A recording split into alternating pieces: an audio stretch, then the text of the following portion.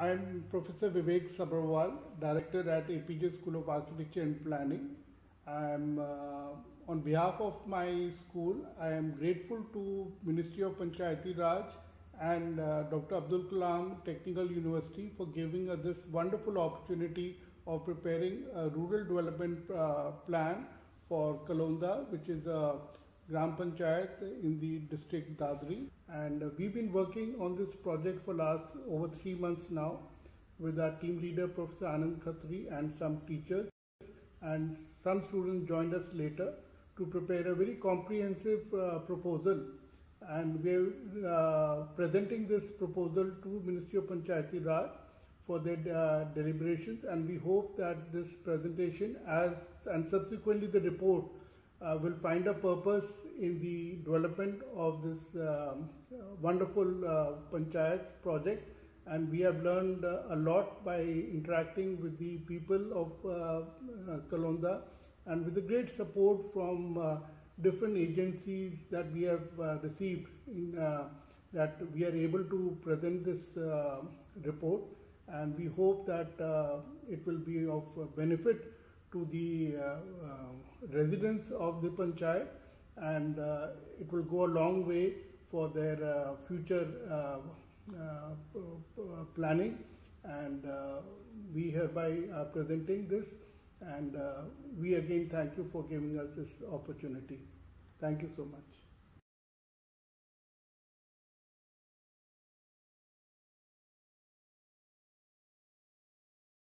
Thank you for your kind words, Professor Vivek Sabharwal. This is a presentation on the GP of Kalonda, which is there in the district Gautam Budh Nagar. While planning and discussing the GPTP, a 25-year plan for the village of Kalonda, we must realize that modern life is economy-centric. The tertiary and the secondary sectors of economy, which have all arisen from the primary, have a strong connect with the primordial man. We must always look into the reasons that brought our metropolitan centers and our cities to where they are.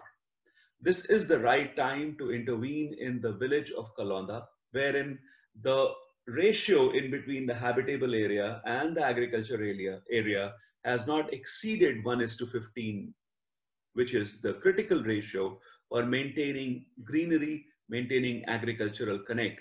Any reduction in agricultural area in the village of Kalonda will lead to the rise of different sectors and different sense of development, which will be more or less anti-village. The governance of village in modern India under the Ministry of Panchayati Raj has been of an order that after a certain set of population, the villages get transformed or get transferred under a different authority or under the Nagar, wherein land, which is primarily agricultural land, is used for plotting, planning, land uses, and for different sense of development other than agriculture. And the sense of village gradually dies out. This has happened time and again in our industrial settlements, in Noida, in Greater Noida, wherein the core area of the village, which is called the Abadi area, remains as an urban village. The future of Kalonda can be seen in Bangel, it can be seen in Hoshiarpur, Gijor, wherein there are sectors settled around the village, and the original inhabitants who own the place and who rightfully had practiced agriculture on those fields are no more part of the development plan, and they are staggered and pushed inside these villages. Now, the idea today is to make the villages of the rural belt with an agenda of holistic development, sustainable, environment inclusive towards ecological urbanism. This is a sketchy character of how a village should be. And what is indicated in the lower area, in the lower diagram, denotes the problems that arise from rapid urban sprawl. Problem ये है कि villagers को किसी भी हालत में, they don't know what to do with their lives. They don't, they are not one with agriculture because of the economic repercussions of agriculture, because of the uncertainties of life, because of their lack of education. They are almost always stuck. So the idea is to, while letting a village be a village which has got water channels, which has got water bodies, good bird life, good green cover, good agricultural fields, and as a repository of social functions, cultural functions, and vernacular housings of our country, it should also be thriving economically and technologically, be a place where all of us would like to settle. Now, there are a few basic questions which I want to point out head on. क्या किसान का बेटा किसान बनना चाहता है? खेत को शहर में बदलना तो आसान है, लेकिन क्या हम किसी शहर को खेत में बदल सकते हैं? गांव के घरों के बारे में शहर के घरों सा नियोजन क्यों नहीं है? कोई उनके बारे में सोचता क्यों नहीं है? क्या बिना गांव के, बिना खेती के शहर संभव है? Can the cities be there independent of villages? गांव निवासी पर हुए खर्चे और नगर विकास में करीब 500 गुना का अंतर क्यों है? There are a lot of questions that we have to answer, and our cities and our development, with its lopsided attitude towards building and construction, are working with an agenda to occupy every inch of open area. That is because we are not working with the right vision. Till now, it was fine. From where we started in 1947 to where we are, it was good, but not anymore now. The sketch here shows that the village can develop into a great area wherein we have some kind of old age homes, increased in forest cover inside the village area itself and on its peripheral areas, planting of orchards, some amount of aquaculture, and some kind of an inception of crafts which are indigenous to those areas, something which can be called as Kalonda crafts, along with a small commercial area next to the lake. Now, while moving ahead with this, if I could detail out the statement of vision, then we are calling in for a modification in policy and participatory decentralized development as an aid to entrust Indian growth to its villages and uplifting the Indian living and impoverished life in its villages. So villages are a social, cultural, and aesthetic repositories of our country, of our society. And we must look into them in a way that they can become the source for further exuberance, for urban development, and for the betterment of our country. Now, the statement of vision, as in this diagram, explains that the metropolitan city is sitting at the top of a pyramid. There is a pyramidical structure which is there, at the base of which is the natural resource, which is continuously replenishing supplies for where human beings are living. Above that comes the agricultural base, above that the town, and then on the top is the metropolitan center or the city. Now, in case if this pyramid, the top of the pyramid expands, the lower one will become thinner, and that is what makes urban unsustainable. We need to understand what we want for our future civilizations. I have a strong proposal here in this GP of Kalonda to conserve agricultural land as a national resource for the future citizen of our country. Till we don't do that, we are not securing the future of our generations to come, and neither are we doing justice to the villagers of today. Now, in this diagram that I'm showing here, I'm trying to illustrate that the initial definition of development was something wherein we talked about only road building. We talked about only development of plants and development in such a way that we could keep aside something which was slow, something which we did not understand. But today, with all our environment consciousness, with all our international awareness, we understand that open areas are as important as developed areas, as built areas. So this diagram illustrates that urban, that is the city centers, that is the metropolis, can develop and become sustainable only when this development comes from the village, which is the repository of culture, which is the environment connect with our environmental greens, with our forests, with our rivers, and which has the true values of social living still intact within its fold.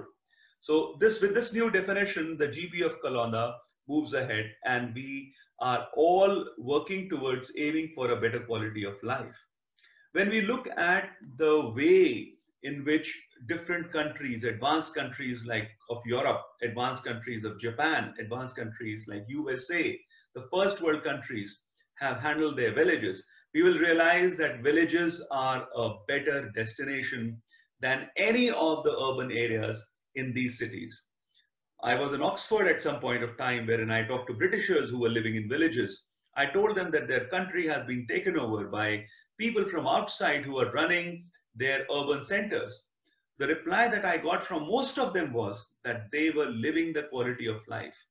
They were enjoying their lives amongst agriculture, amongst fresh water and rivers, amongst lakes and ponds, and their children were free to develop the basic skills of life rather than die in the choking areas of urbanization in their cities of London and so on and so forth. They had that clarity.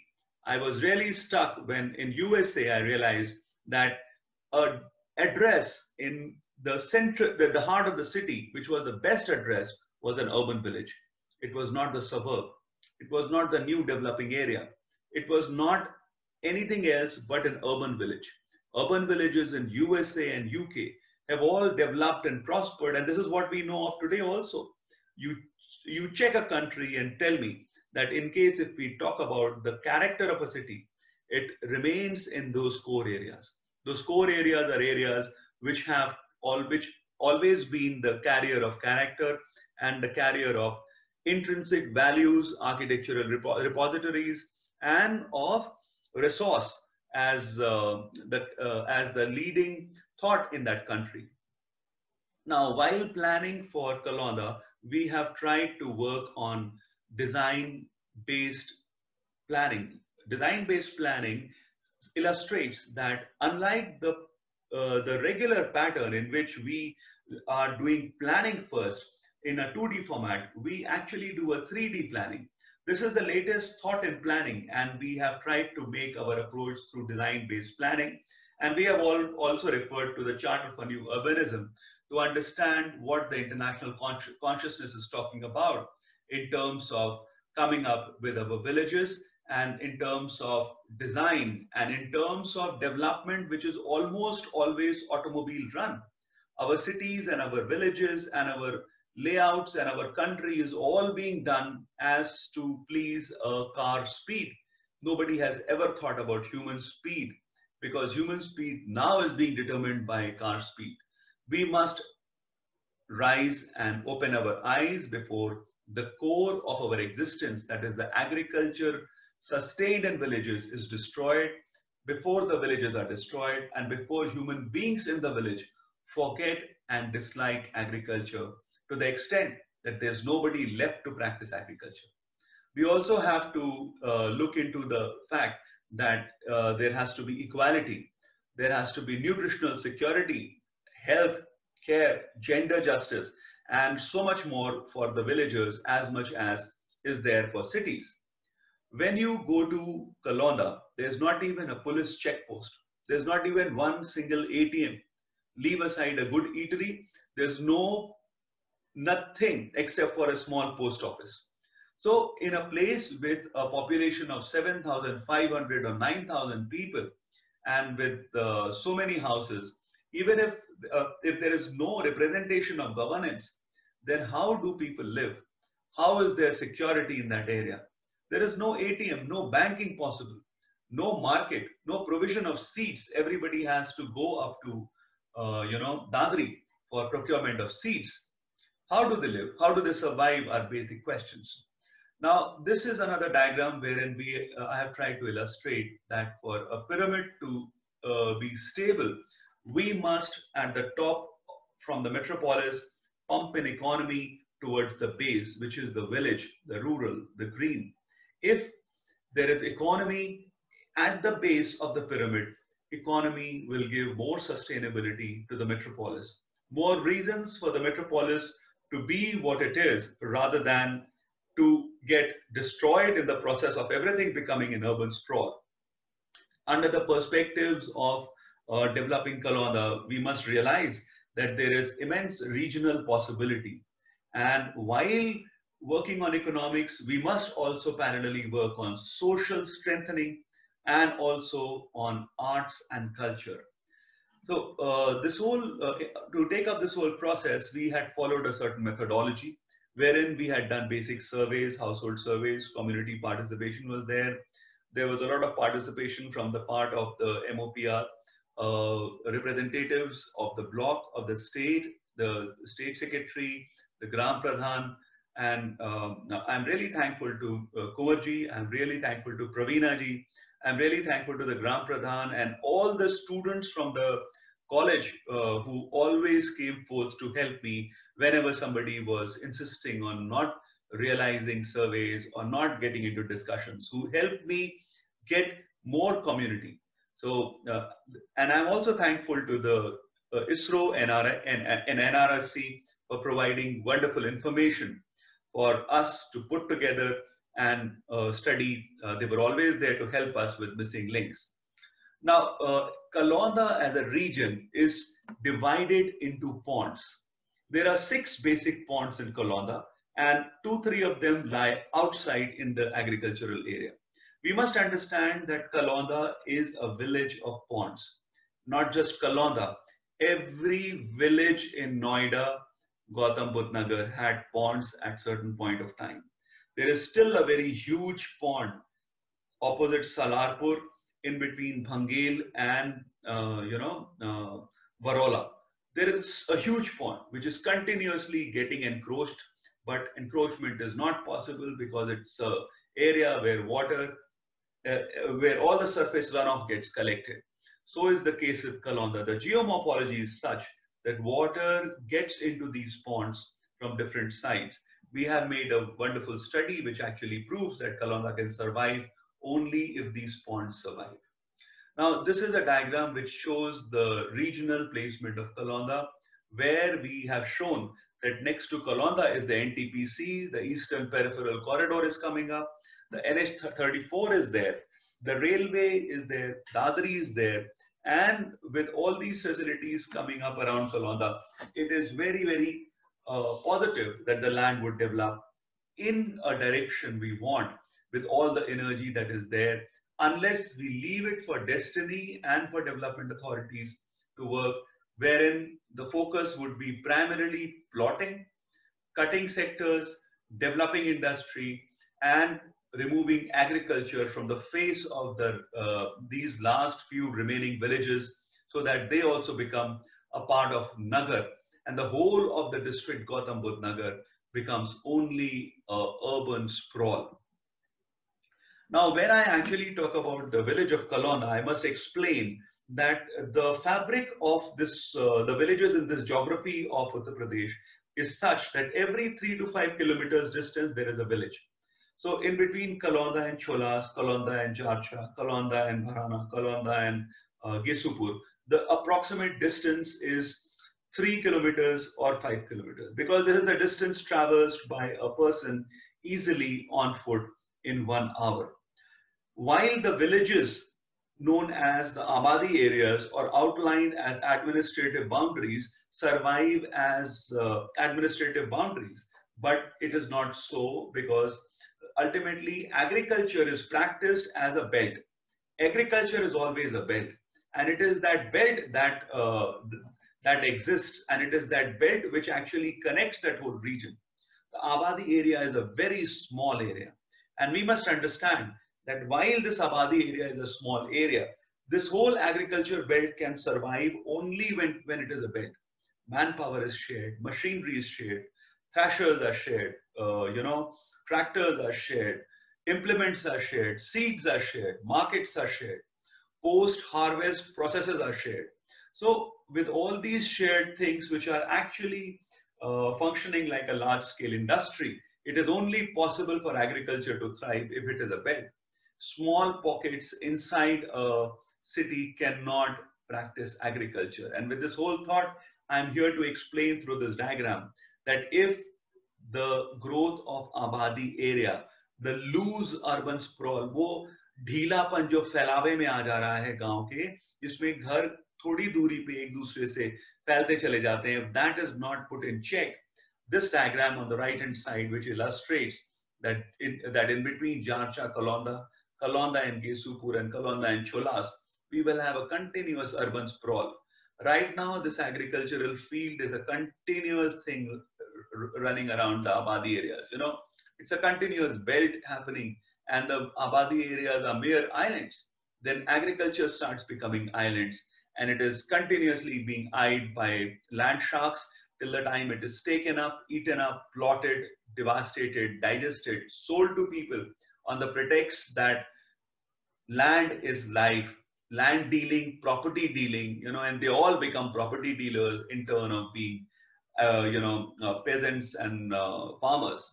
So we must understand that unless we work in a direction, because they are all economy dreamers, they are all thinking, एक किसान का बेटा सिर्फ चाहता है एक motorcycle और एक मोबाइल फोन, उसको चाहिए एक वाईफाई और एक काली जैकेट जिसको कि वो डाल करके गाने सुनता हुआ मोटरसाइकिल चलाए.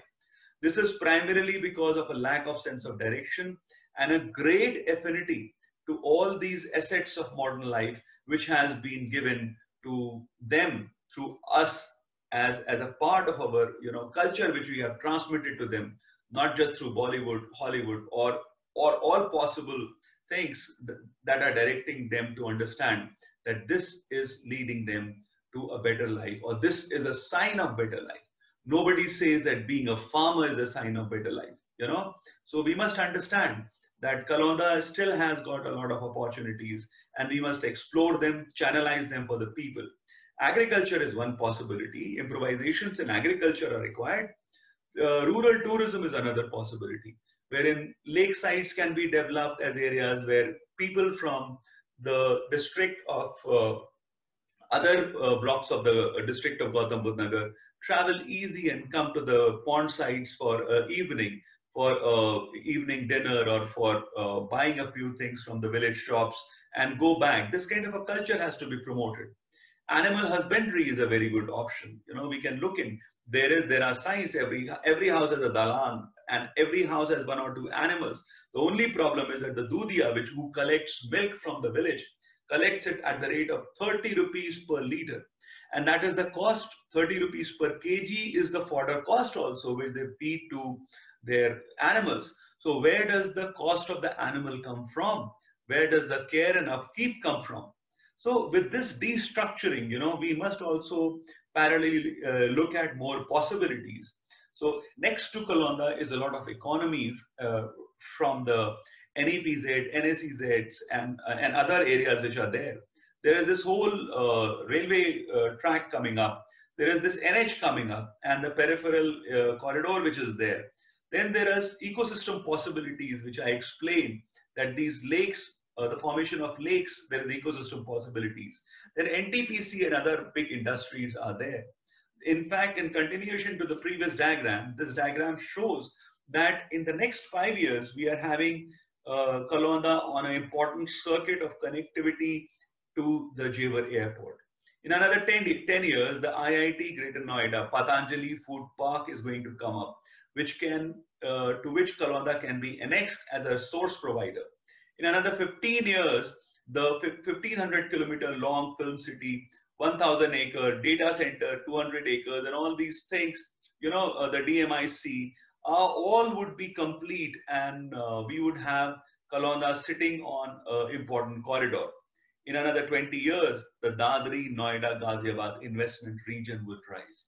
So while these things are all great possibilities, these are all big threats to Kalonda also. So we need to be careful about our villages, lest all these planning possibilities eat them up, and we are not left with any sign of agriculture in the district of Gautam Budh Nagar in the next few years. Now, urbanization is an unchecked animal. It grows.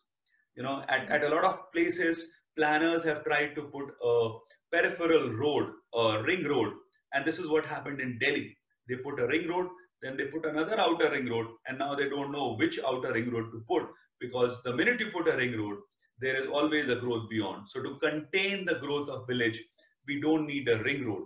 We don't need a wall. We need a green swale. We need a green channel which actually limits the growth of the city, so that beyond those trees, growth will not happen. Beyond that swale, which contains some kind of water or some kind of low-lying area, which actually prohibits people, which requires continuous removal of the sprawl. And here in this diagram, I'm showing that beyond the road and in between the green belt, which is there as a protective belt, protected through a wall, protecting all agricultural areas, there has to be a set of land uses which are non-compatible to growth, like institutions with their backing towards the fields, so that growth does not happen towards the backside, into the fields.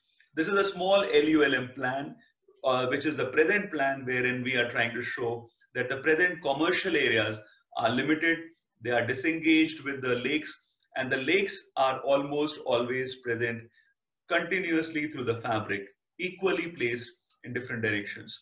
We have also tried to show that the density of population today is close to 220 pph, persons per hectare, and in the next 25 years, it's expected to rise to 450 pph.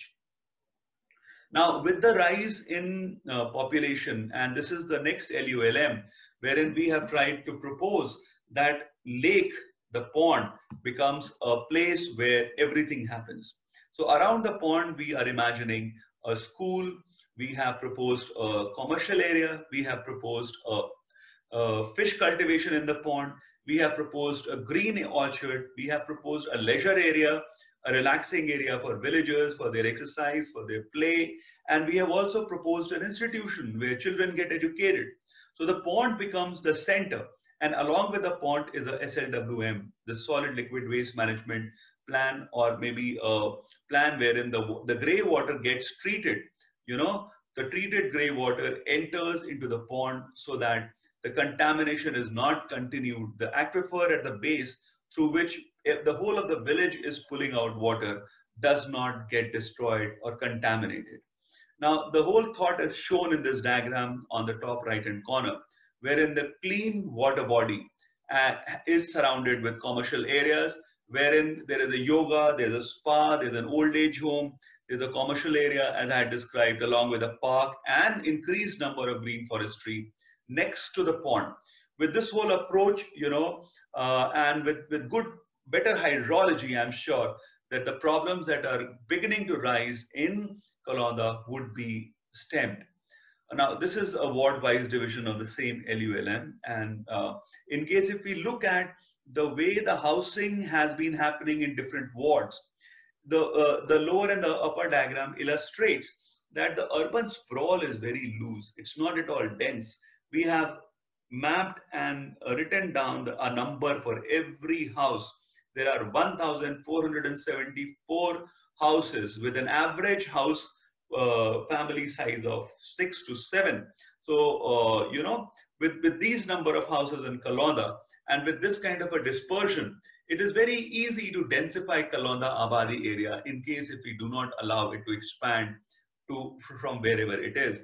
And if lakes become the center, then as per the green city, as per the garden city concept, as per the concept wherein everything is at a walking distance in a village or in a modern conceptualization of ideal living settlements, modern conceptualization of good neighborhoods, then Kalonda becomes the right case to pursue.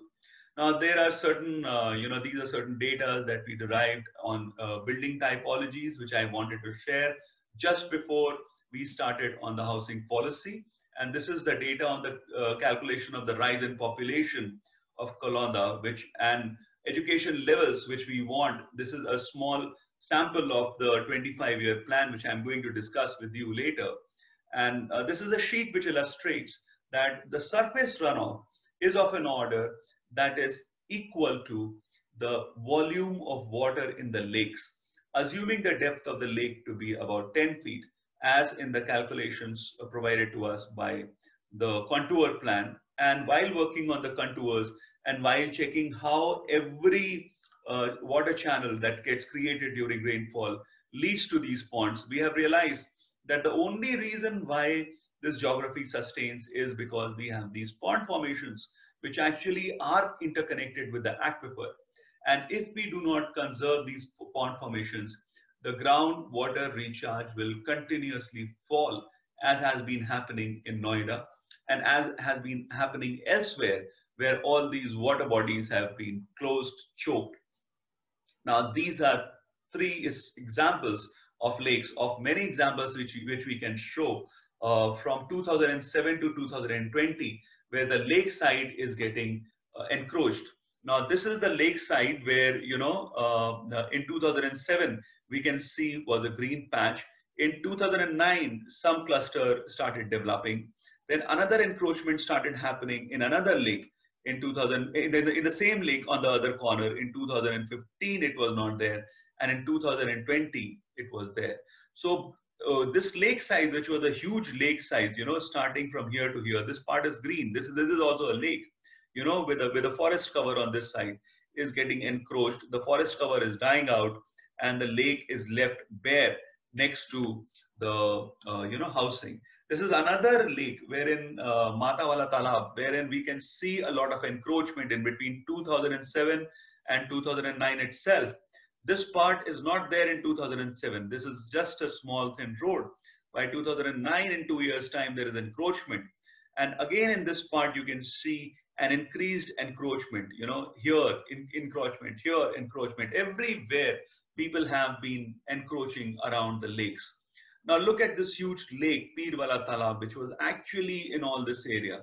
And this is a huge sand deposit, which was actually pushed into the lake to divide the lake and to dry off the area of the lake on this side. And it is, these are the new upcoming encroachments on the lake sides. And on the sand which has been deposited in 2007, in and around when sand mining was on in Noida. That was the approximate time when the Bhoo Mafia would have done this kind of a thing, to encroach the lake or to deposit sand here as a part of some project or something, So the land of the lakes is going to be encroached continuously. We must understand.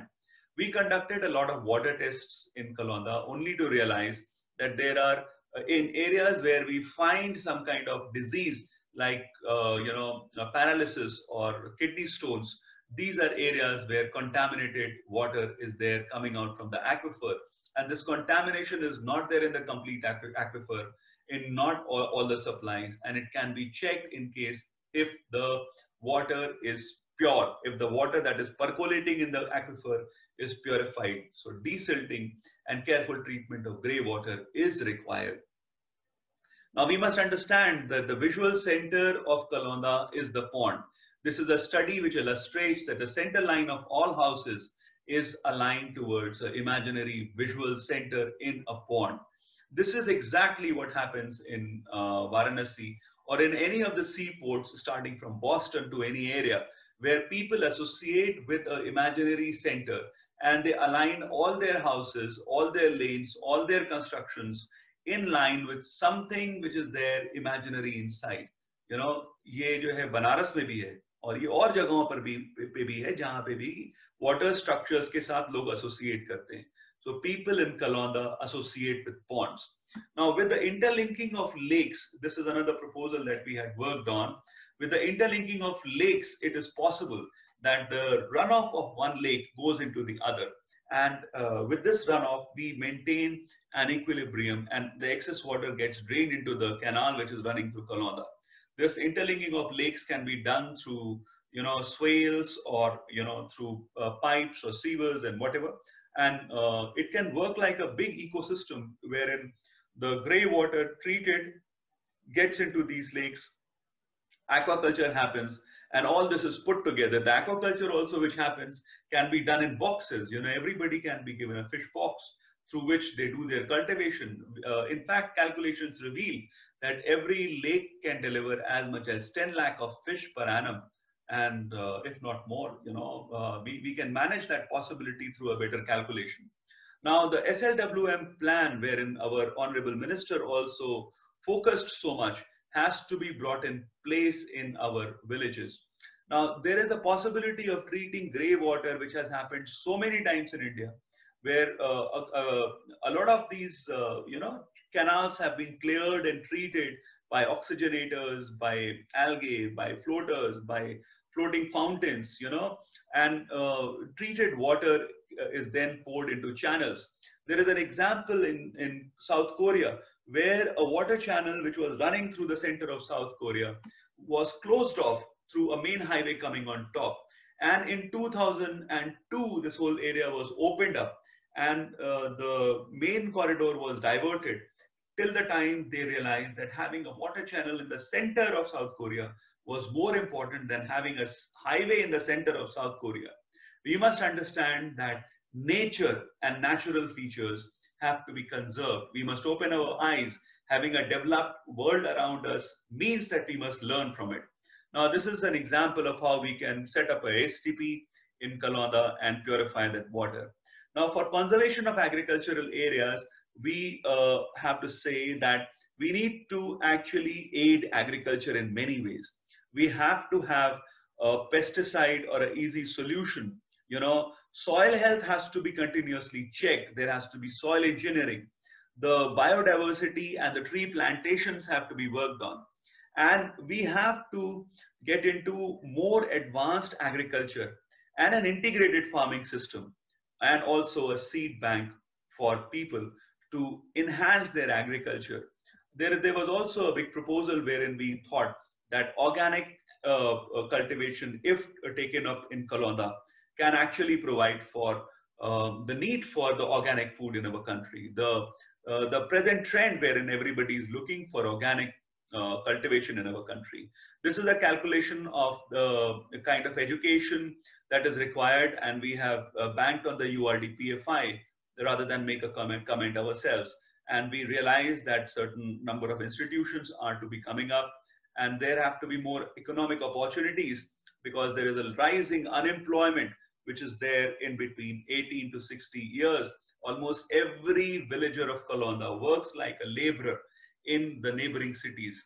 They don't get enough from their agricultural cultivation, and hence they must be aided. We must help them. Unless they leave their villages and all of them migrate to the cities, quitting agriculture, and there's nobody but a land mafia to take up the land. And also, you know, these villagers, they think that land is a big asset, but land for our country is a big asset only if we cultivate, only if agriculture is there. All land speculation in metropolis is also possible only because that land is fertile, that agriculture is happening. Without agricultural income, this whole thing is going to topple off. Now, the different kind of economic opportunities must also come up. We must have organic farming, livestock farming. There is a possibility of exotic fruits, vegetables, herbs. Kalonda crafts can be there, and we can develop a craft system, because a lot of contractors from the industrial area of Greater Noida come to Kalonda and give sublet projects for weavers and for women to work from home. Parallelly with the pond settings and the proximity of Kalonda to our city of Noida and Greater Noida, there is a big possibility of having naturopathy centers and yoga and spa centers in Kalonda if we train our upcoming people in this. Now, we in Kalonda studied housing typologies as a part of coming up with a plan for housing, you know, and we identified a certain set of houses. देखिए, कलौंदा के घरों में या किसी गांव के घरों में और शहरीकरण किए हुए जगहों के घरों में फर्क ये है कि यहाँ सड़कें पहले बन जाती हैं और घरों की पैमाइश पहले से नियुक्त होती है, और घर बनना कैसे है ये हमें बताया जाता है। लेकिन वहां पे जो घर बने हुए हैं वो जरूरत के मुताबिक के घर हैं, वो हमारे सोसाइटी के मुताबिक के घर हैं। वहां पे हर दीवार जो खड़ी की जाती है एक पर्पस से खड़ी की जाती है। And we must understand the typology of houses that rests in Kalonda is actually the indigenous typology. That is why we have taken up a study on different housing types. हमने देखा है कि कुछ घर ऐसे हैं जिसमें कि मवेशी पाले जाते हैं और उसका एंट्रेंस और एरिया अलग है, और वो बहुत कम FAR अचीव कर रहे हैं। जैसे कि इसमें FAR 0.12 है और इसमें 5 लोगों की फैमिली रह रही है। तो इसमें अगर हम FAR को 1 लेकर के जाएं, जो कि जो है 8 गुना लोगों को बसा सकता है, यानी कि 40 लोग रह सकते हैं उसमें, तो हम दिखा रहे हैं कि हम मवेशी के पालन के लिए भी जगह छोड़ के चल सकते हैं, और ये घर जो है एक लोकल वोकैबुलरी में FAR 1 भी अचीव कर सकता है। तो this is the process that has to be followed. We don't have to destroy the houses. We have to actually tell them what to do with their houses. Now, the same thing has been carried out in this plan, and in many more different plans that we have done in the process of explaining housing densifications and how to take up these densifications. We have identified 7 different typologies, and we have identified even mud housings, you know, which is interestingly present in Kalonda. They are making adobe bricks, which is the most talked about in the area of sustainability. हमारे architectural vocabulary में हम मानते हैं कि अगर मिट्टी का घर बनता है तो सबसे खूबसूरत बात उसके लिए ये है कि मिट्टी का घर पुराना होके खुद गल जाता है और मिट्टी में मिल जाता है, जैसे कि हमारे शरीर, जैसे कि हम और आप। और वैसे ही ईंट का घर जो होता है कभी मिट नहीं पाता है, अमिट होता है। तो उसमें जो है हमें ये देखना है कि हमारी टेक्नोलॉजी कंस्ट्रक्शन की अगर कहीं पे ऐसी है जहां पे मिट्टी के काम हो रहे हैं, मिट्टी के घर बन रहे हैं, तो हम उसको प्रमोट करें, because that is more sustainable, more green and more eco-friendly than building brick houses. So we must conserve this typology in Kalonda, and we must try and talk about it more and more so that more examples can be developed. So this is another house type, and so we have done a lot of these housing studies where we have tried to demonstrate how each housing type can develop into a shed.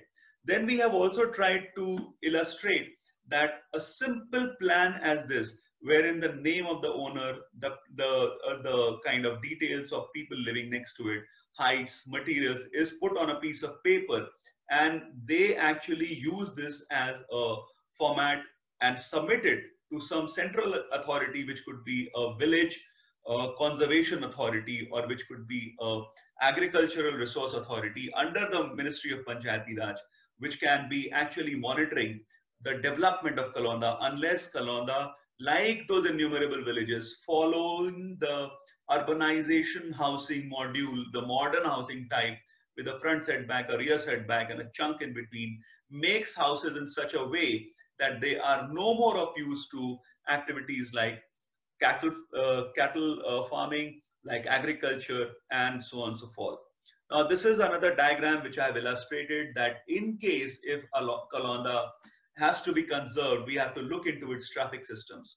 There are 3 main roads entering into Kalonda, and I along with my team propose that 3 distinct parking lots be created at entry points along with gates, so that there is a possibility to park cars, and these parking lots could be used otherwise also for gathering spaces. And we have also proposed a one-way traffic system.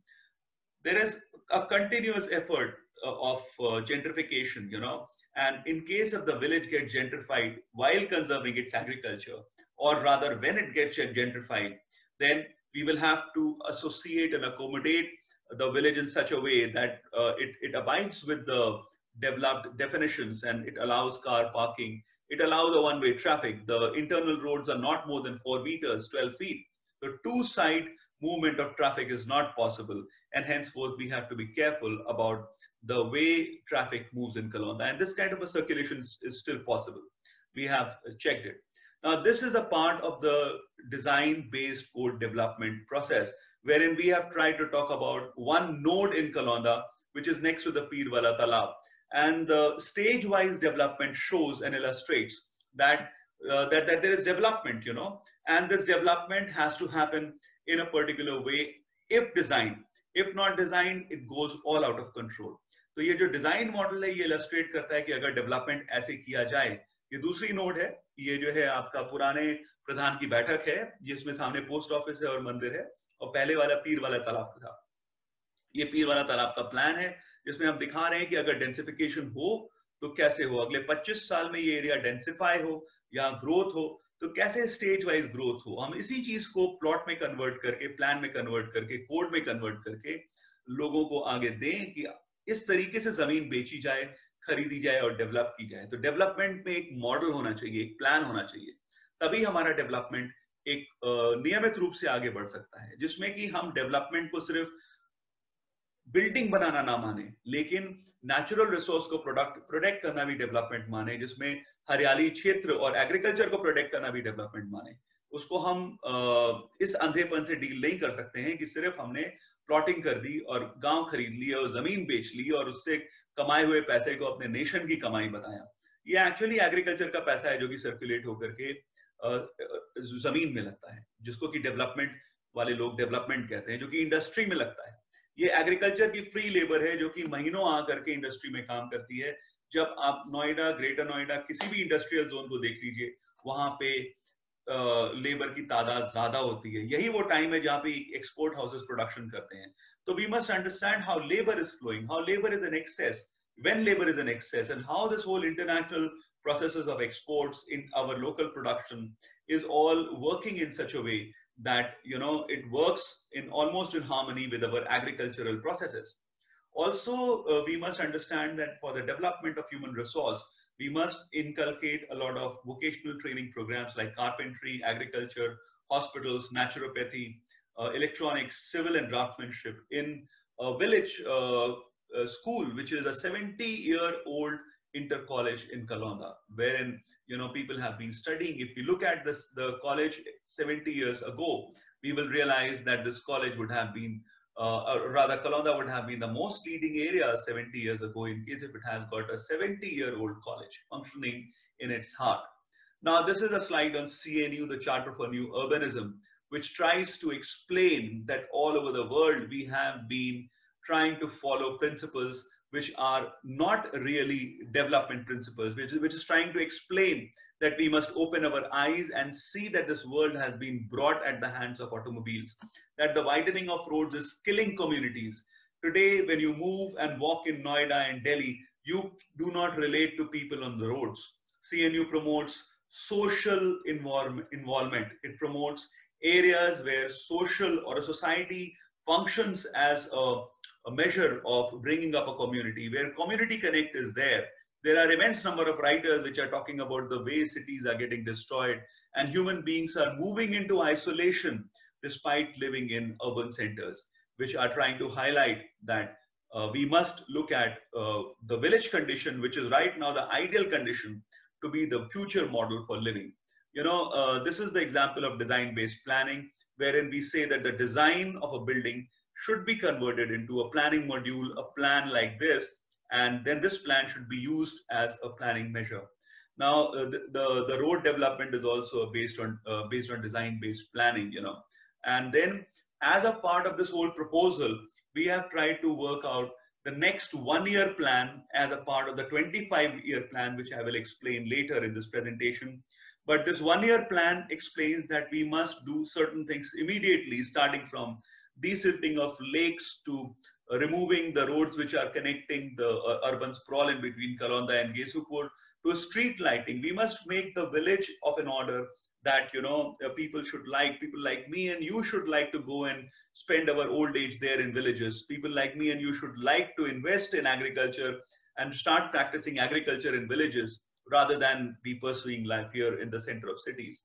Now, this is the housing typology documentation process, and this is also the plan approval process which I have tried to work out. And these are the kind of courses which should be started with immediacy, because the youth of Kalonda is continuously moving out of Kalonda because they don't have enough promising future, enough opportunities in future in Kalonda. Now, garbage collection process has to be initiated. There's only one person who is a cleaner in Kalonda. एक ही सिर्फ जमादार है Kalonda में. इतने बड़े गांव को सिर्फ एक जमादार कैसे साफ कर सकता है? Anyways, there has to be a milk cooperative. There has to be a systematic process of treating grey water so that our lakes are clean. And we need an ATM, you know, a police check post and a dispensary, a very good functional dispensary immediately. Now, this is a part of the 25-year plan of Kalonda. We have shown the systematic growth of the SLWM, the systematic growth of the land use, land management plan, the systematic development of all lakes, that how we have to proceed till the time we come up with a lake district of Kalonda. You know, Kalonda would be recognized as a lake district. Parallel to this, we have shown the rise in population, the housing densification, the node densification at the base of it. And then we have tried to illustrate that how entries and exits have to be regulated, how economy boost has to be there, what is there existing in right now, and what will be there in hand in the next 25 years, and how the integrated development of lakes has to happen, and what are the regional opportunities that are coming up, and the rise in education levels that is required. This is all based on a lot of community interviews and household surveys, which was done through a particular process. And, we also try to look into acts which are actually governing our cities. The Town and Country Planning Act talks about the towns, the development, but not the country. The definition of development at the base of it has to change. We have to start recognizing that green and the consciousness to bring in greenery in our lives, the environment sensitive consciousness, the holistic consciousness has to seep into the definition of development. What we were in 1947 is different from where we are now. We need to adopt a change in our thinking, and we need to give life to all our villages. Thank you so much. This is Professor Anand Khatri from AITSAP.